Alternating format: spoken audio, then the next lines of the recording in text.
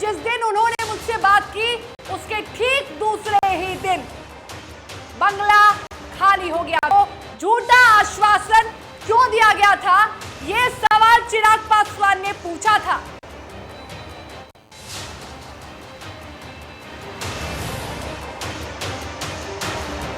तो बिना नाम लिए चिराग पासवान ने अपनी मुलाकात का जिक्र किया था। मैं फिलहाल नाम नहीं लूंगा, पर क्यों मुझे केंद्र सरकार के एक बड़े मंत्री ने 29 तारीख को अपने घर पर बुलाया, क्यों बुलाया? क्या मैंने समय मांगा था? नहीं। आप लोग छानबीन कर सकते हैं, समय आएगा और बातें मैं आप लोगों से साझा करूंगा। क्या मैंने समय मांगा था? नहीं।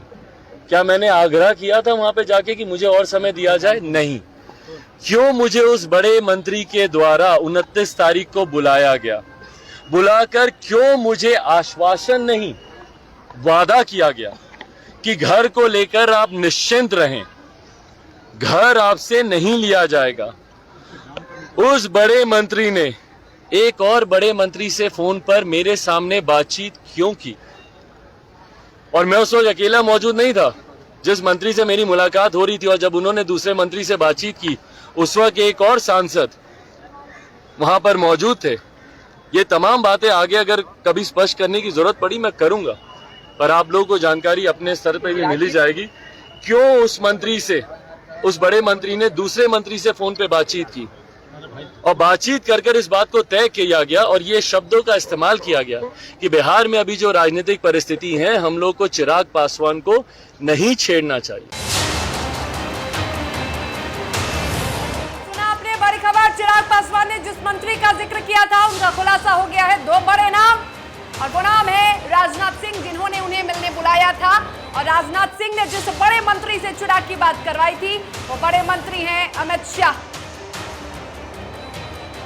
चलिए, अब इन तमाम बयानों को सुनने के बाद और खबरों को देखने के बाद एक सवाल है निर्भय। सवाल यह है कि जो चिराग पासवान भी पूछ रहे हैं कि आखिर 29 मार्च को उन्हें बुलाया गया और ठीक उसके दूसरे ही दिन बंगला खाली कर दिया गया, यानी बंगला उन्हें छोड़ना पड़ा।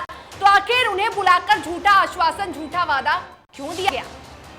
बिल्कुल शर्मिला, देखिए सबसे बड़ी बात यही है और जाहिर सी बात है कि आखिर में चिराग पासवान को ऐसा झूठा आश्वासन क्यों मिला, और वो भी दो बड़े मंत्रियों से, जो कि बिहार की राजनीति तो अलग बात है और जिस तरीके की तस्वीरें हैं बखूबी आप देख सकते हैं कि किस तरीके की यहाँ की राजनीति है। लेकिन केंद्र की राजनीति की अगर आप बात करें तो प्रधानमंत्री मोदी के बाद गृह मंत्री अमित शाह और रक्षा मंत्री राजनाथ सिंह और इनके फैसले काफी मायने रखते हैं। और ऐसे में इन दोनों बड़े नेताओं के द्वारा चिराग पासवान को दिया गया आश्वासन, आखिर में उस आश्वासन के पीछे जो इतने बड़े बातें कही गई कि उनका जो 12 जनपद वाला जो मकान होगा, जिसमें 32 सालों का उनका एक सफर गिरा है, उस मकान को नहीं लिया जाएगा। लेकिन अब एकाएक ऐसा क्या हो गया कि उस मकान से ही चिराग को इस तरीके से बेदखल कर दिया गया, पूरे परिवार के साथ, जिन्हें चिराग पासवान बेइज्जती महसूस कर रहे हैं कि उनके परिवार को बड़ी बेइज्जती के तरीके से निकाला गया। अब इस बातों को लेकर के किया है कि मैंने कहा नहीं था, मुझे क्यों बुलाया गया? ना मैंने उनसे समय मांगा था, ना मैंने उनसे मदद मांगी थी, तो मुझे बुलाकर झूठा वादा क्यों किया गया?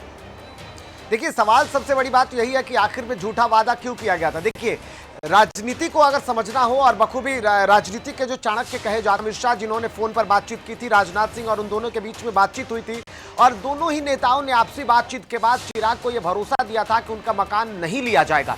लेकिन अब आखिर में एकाएक ऐसा क्या हो गया? देखिए, इस पूरी स्थितियों को लेकर के कहीं ना कहीं चिराग ने ही इस पूरे सवालों पर जवाब दे दिया है। उन्होंने कहा कि बिहार की राजनीति में चिराग एक उभरते हुए और बीजेपी के लिए एक खेवैया बन सकते हैं, क्योंकि देखिए बिहार में बीजेपी भले ही नंबर 1 की पार्टी, लेकिन चिराग जैसा चेहरा, क्योंकि चिराग काफी तेजी से बिहार में जा रहे हैं और बीजेपी के पास ऐसा कोई चेहरा नहीं है फिलहाल जो बिहार की राजनीति में उभरता हुआ एक रूप दिखे। लेकिन क्योंकि अगर अब चिराग का बीजेपी से